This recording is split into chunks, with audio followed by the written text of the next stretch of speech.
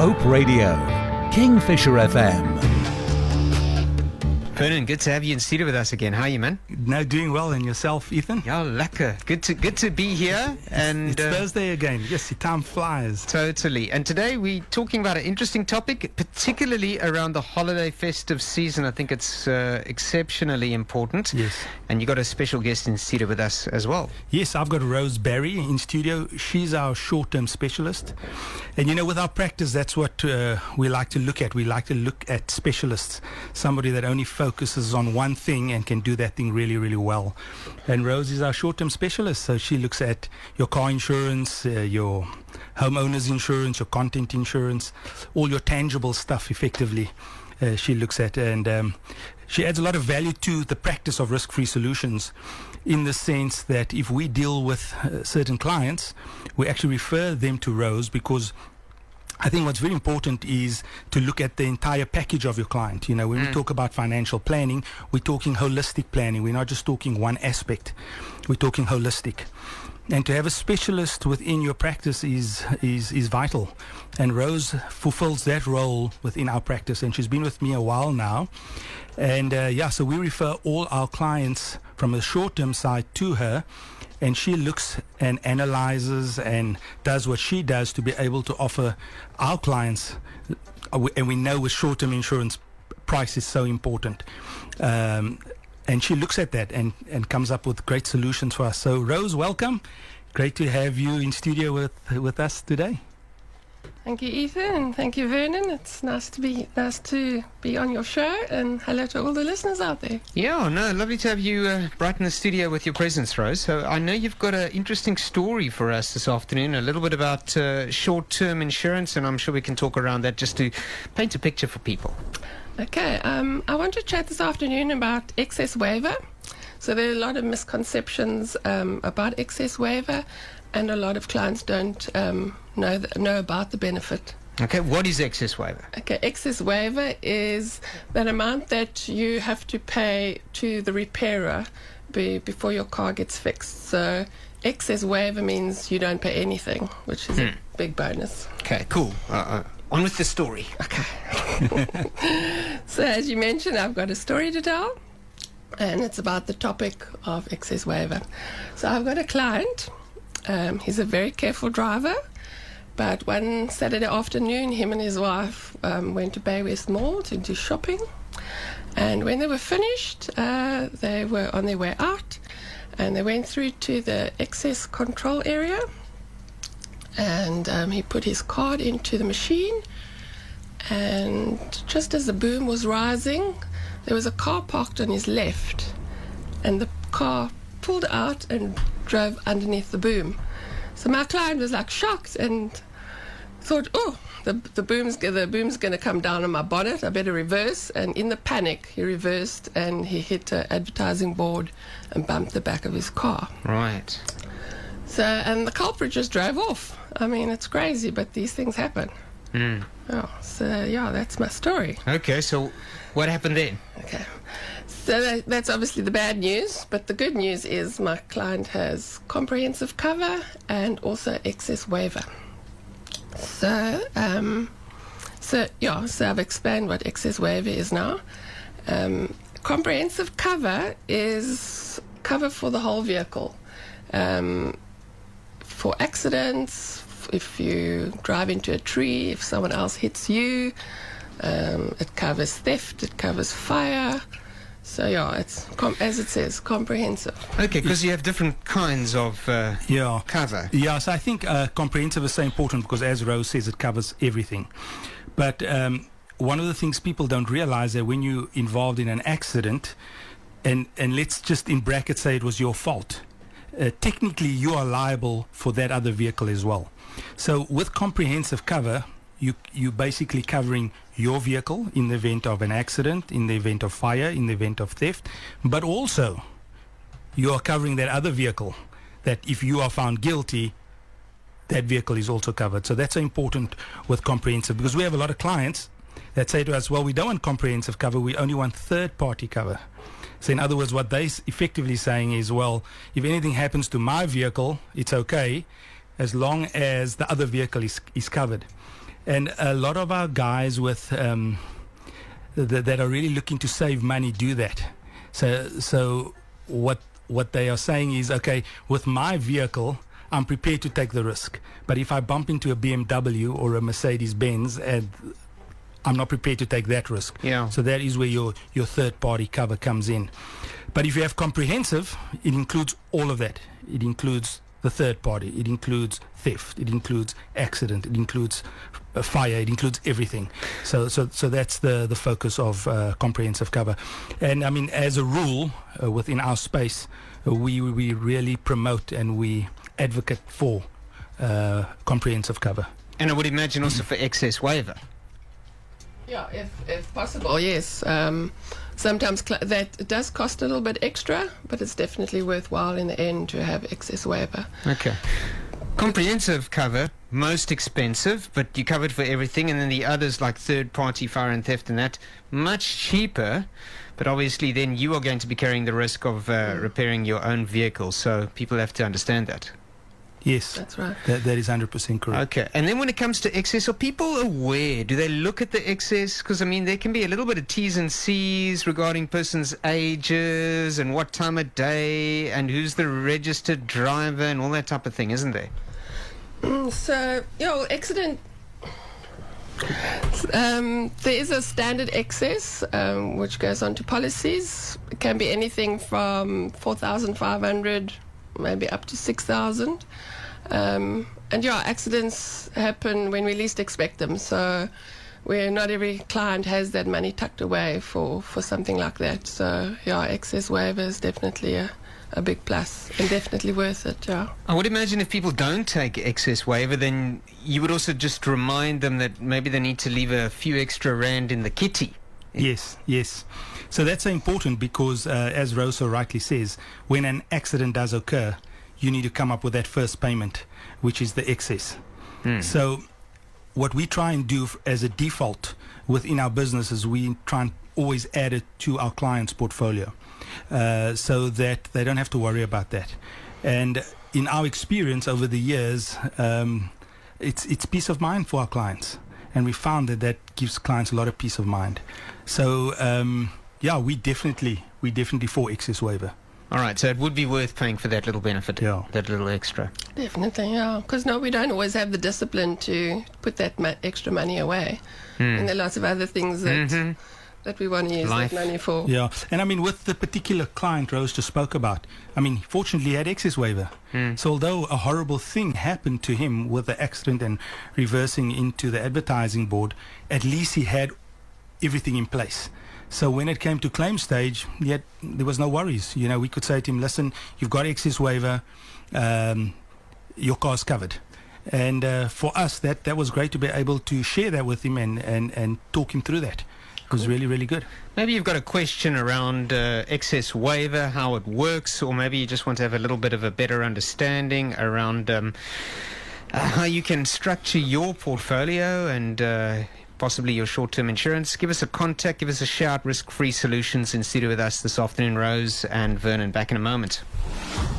You're listening to Your Financial Journey, where planning matters. Brought to you by Risk-Free Solutions, an accredited Old Mutual Agency franchise. The show that helps you make quality decisions and thrive. So today we're zeroing in on something that could happen at any time, an accident when it comes to your vehicle, or even potentially when you're at home and your geyser might burst or whatever the case might be. Talking about shortfall, talking about short-term insurance, talking about excess waiver, these types of things. If you have a question, you can send it to us on our WhatsApp line at 072 147 2321. Vernon de Vos, as well as Rose in studio with us. Yes, great. So tell us, you've just painted a picture for us, given us a scenario of one of your clients had an accident. So maybe you can just tell us, what do you recommend if somebody is in an accident? What do they do? Okay, so this is the process we follow for a not so serious accident. The client would have to report it to the police station.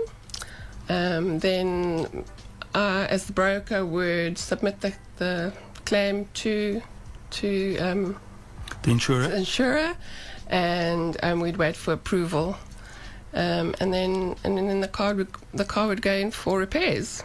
Yeah.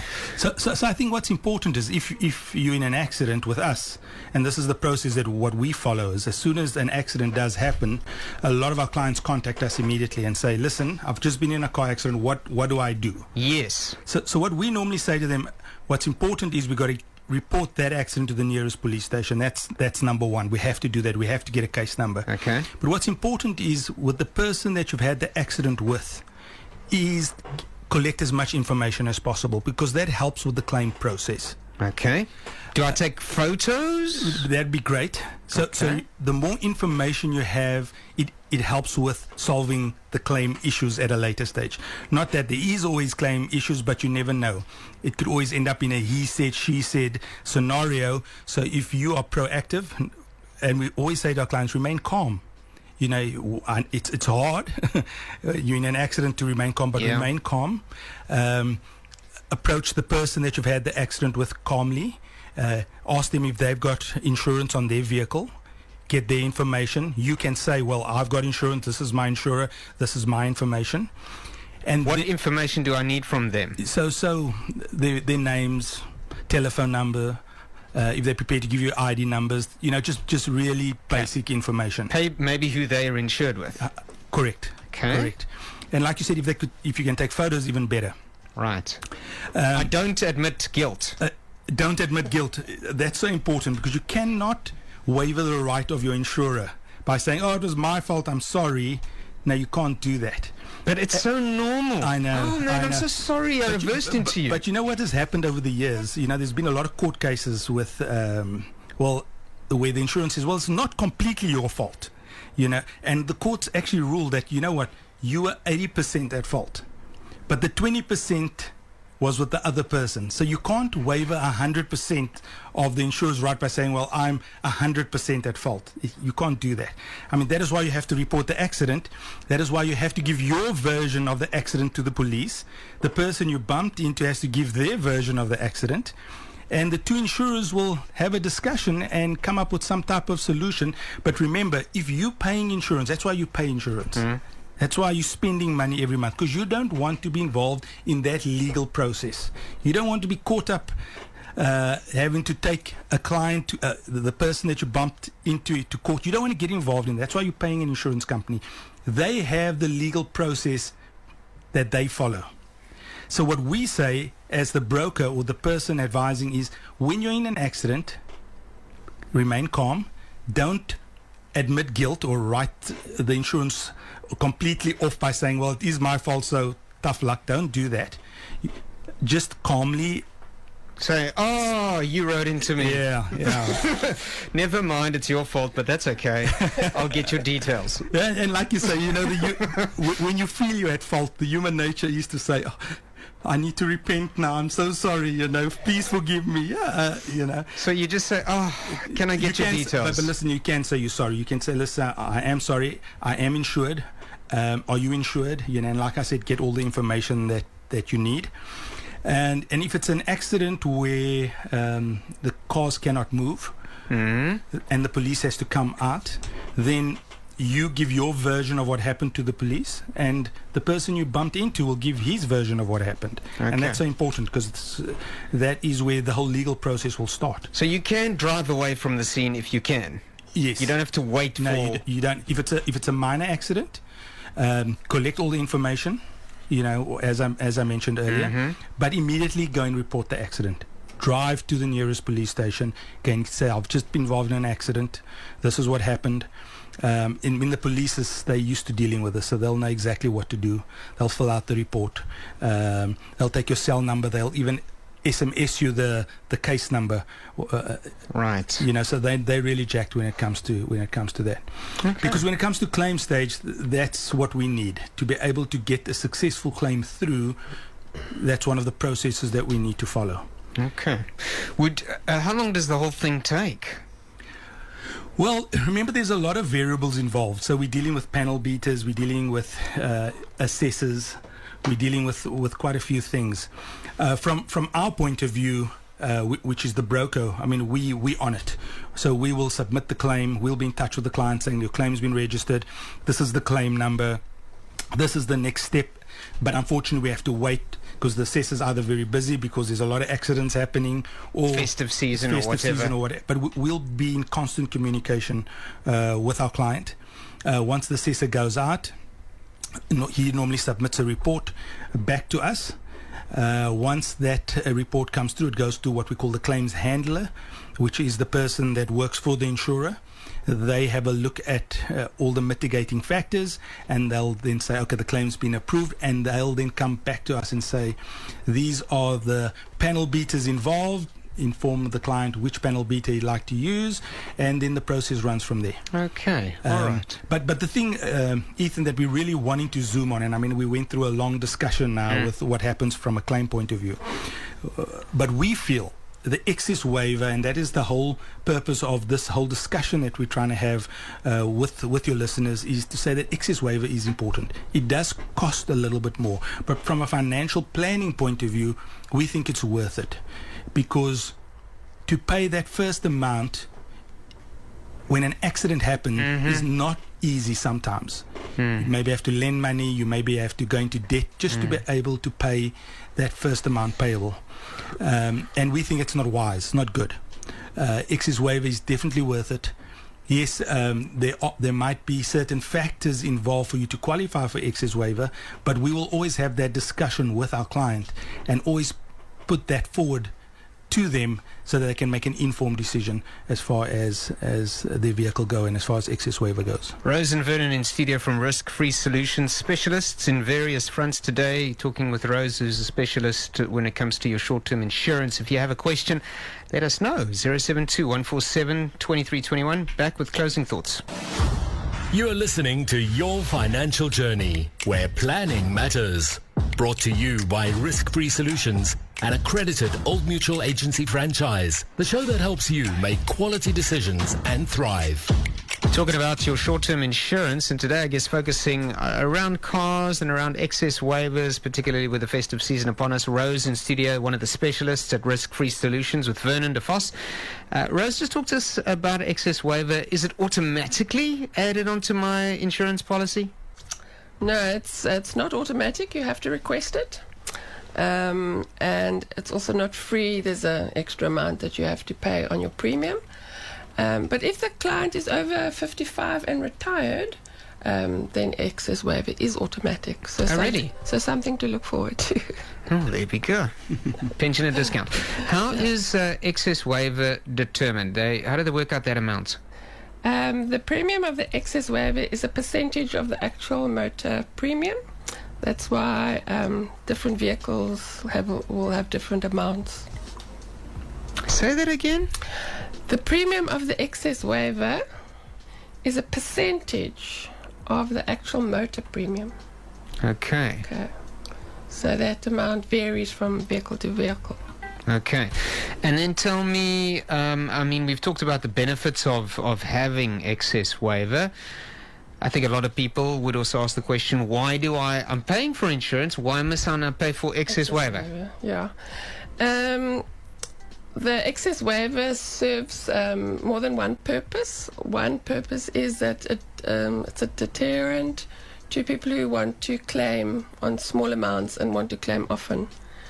It makes the customer more consider that they have to consider and be more responsible about the way they drive and what they do, because they have to pay that. They know they have to pay that excess amount. Okay. Does the excess waiver change with the client's sort of history?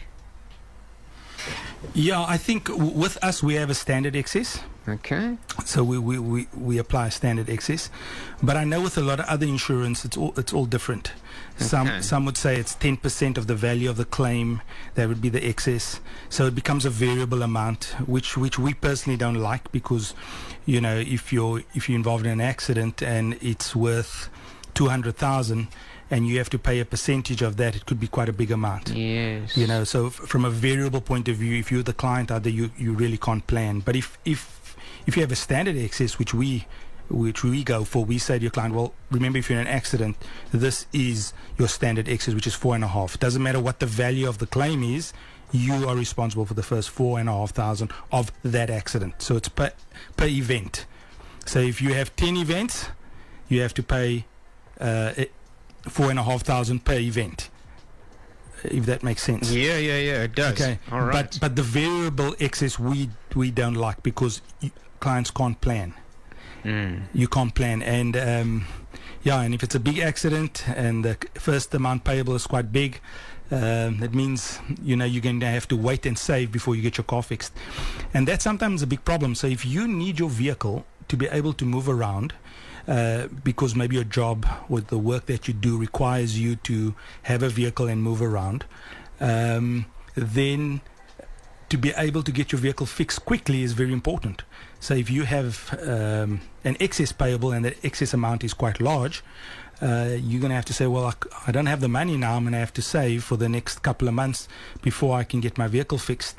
But that has other ramifications from a work point of view. So we have a standard excess, but more importantly, we actually push for excess waiver because it takes all the other, let's call it, nonsense out of the way. Right. I've got one quick question before we wrap up. We've got a minute. It's from a listener. They say, why penalize the victim by removing non-claim bonuses? It's not their fault.